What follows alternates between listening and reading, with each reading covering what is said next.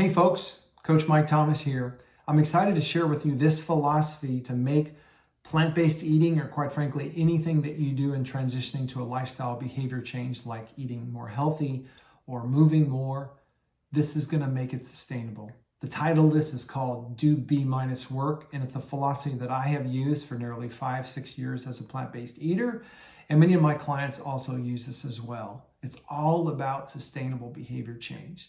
I'm excited about sharing this with you today. Let's get started.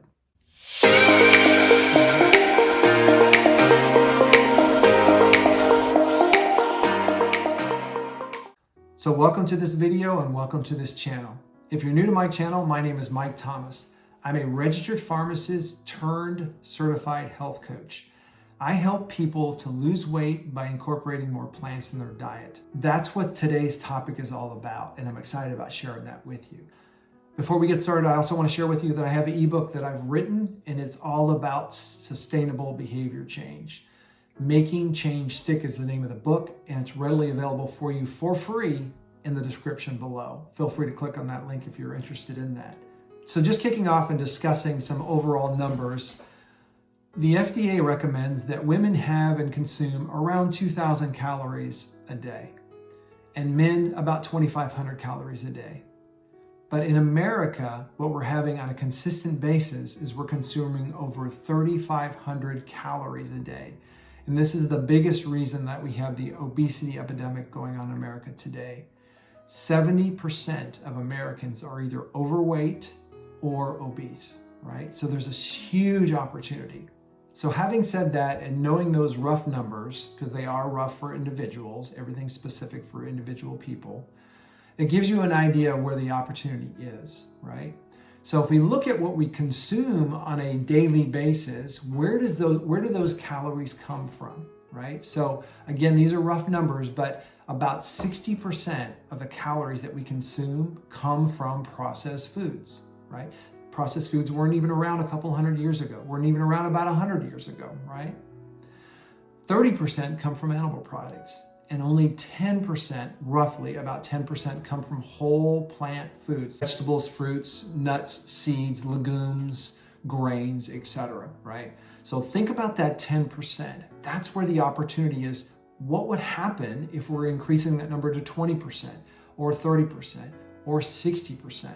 That's where the opportunity is. It's literally low-hanging fruit.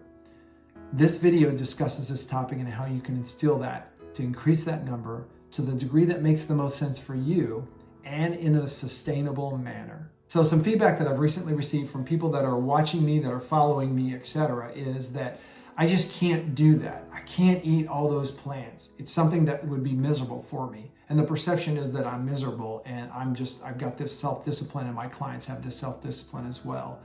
The answer to that, of course, would be no. That's not true at all. First of all, I'm not miserable and I enjoy this a great deal, but it's not that difficult. One other comment that I recently received is, I don't care enough to make that sacrifice in my life for better health. I don't want to be miserable. Okay, again, it's not a miserable thing to eat a lot of plants. It's actually something that's very enjoyable. But the big misconception is that I am 100% whole food plant-based and my clients are as well. That is totally wrong. First of all, I'm not 100% whole food plant-based. I'm probably anywhere from 70 to 90% depending on the week. And most of my clients are probably along the same lines. They are consuming a significant more percentage of plants in their diet on a daily and weekly basis compared to your average American, which is, again, around 10%. So my goal is not and never has been to be 100% whole food plant-based. My goal is to improve those numbers from the 10% for myself and for my clients to the degree that makes the most sense for them to a level that's sustainable. And fortunately for myself as well as my clients, we've experienced tremendous success with weight loss, with lowering cholesterol, with reversing diabetes, with mitigating or minimizing or even eliminating hypertension for some of those as well. Some pretty exciting things are happening as people are consuming more plants and getting some fantastic movement in their life. So think yourself about what you think your number is. Is it 10%? And that's average. Some people it's less than that. Is it 15? Is it 30? Is it 50? And whatever your number is, what would happen if you doubled that number? What would happen if you went up 40%, 50%, 60% to your own personal health? What would happen to your weight? What would happen to your cholesterol level? Those are all things that I want you just to think about as we're talking about that in this video. So this obesity challenge is not about lazy people. It's not about people that are having trouble with willpower. It's not about people that aren't self-disciplined. It's not about stupid people. It's not about genetics. It's about the food. The food, the food, the food. I can't emphasize that enough. So back to the percentages and the perceptions again. So a lot of folks say, Mike, you're 100% whole food plant-based. You eat nothing but plants, which again isn't true. I could never do that.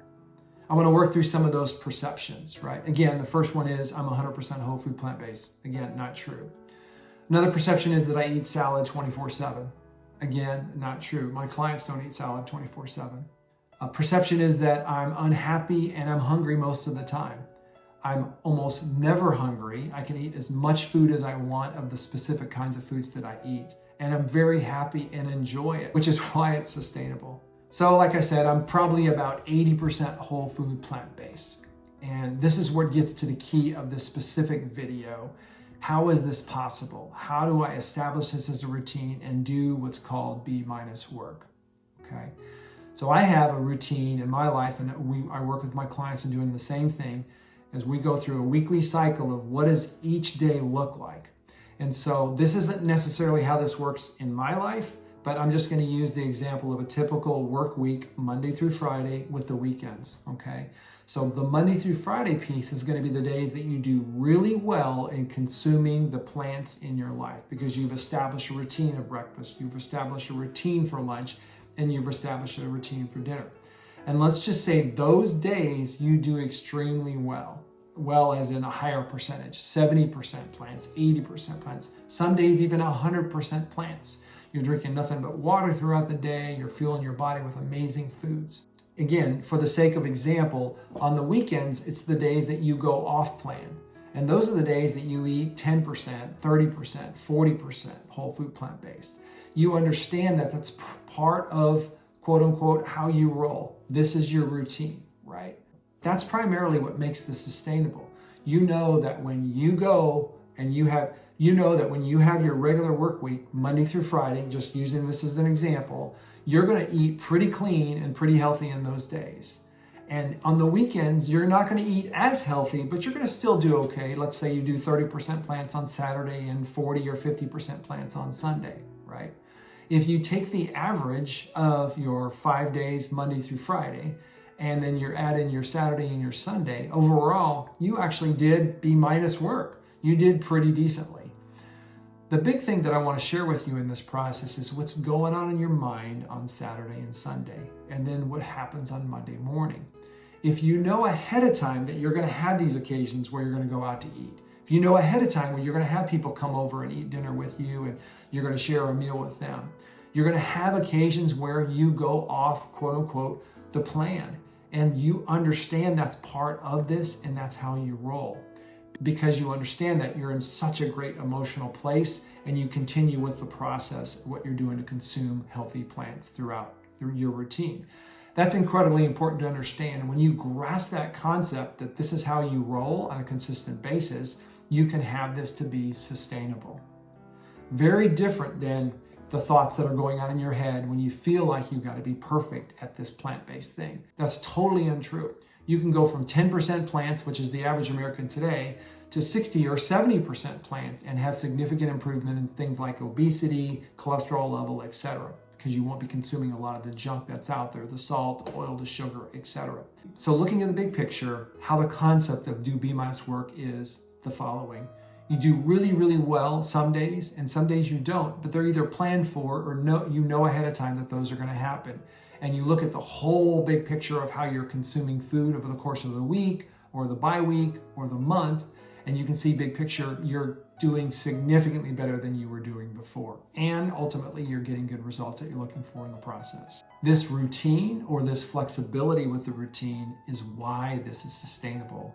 You're in a great headspace for the sustainability process. You avoid the, oh, screw it, I can't do this attitude, and you just continually maintain, you continually grind, and in fact, you enjoy the process. I would not be doing this and my clients would not be doing this if we didn't enjoy it. And it's sustainable. Again, I've been doing this for probably 6.5 years now, which is why I wanted to share it with you. So the last two things I want to share with you as we talk about this mindset of doing B- work are, number one, start slow and go low, right? Start slow. How can I increase having some celery before I have lunch, right? How can I have an apple at snack time versus something that's less than healthy, a candy bar or a cookie? How can I have a small salad with my dinners?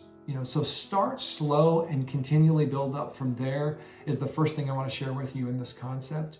And the other thing I want to share with you is to plan to be good and not perfect. Do B- work. You'll make tremendous progress on your health. So does this resonate with you? If you think about yourself and what you're doing in the process of going through a diet program, do you feel like doing B- work would be something that could help you and support you to keep you in an emotional place? In BJ Fogg's book, Tiny Habits, he talks about changing behaviors and making them sustainable. And he states, there's so many great concepts in this book, but he states in the very beginning, the biggest concept that he wants people to take out of that book is people change, and they change more readily and they change quicker when they feel good and not feel bad. And that's what this video discusses today.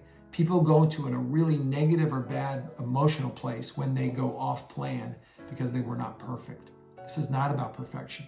This is all about progress and support and making that change sustainable. Thanks so much for watching all the way through. If this resonates with you, I'd love for you to share it. I'd love for you to subscribe or even like the video. Thanks so much. God bless.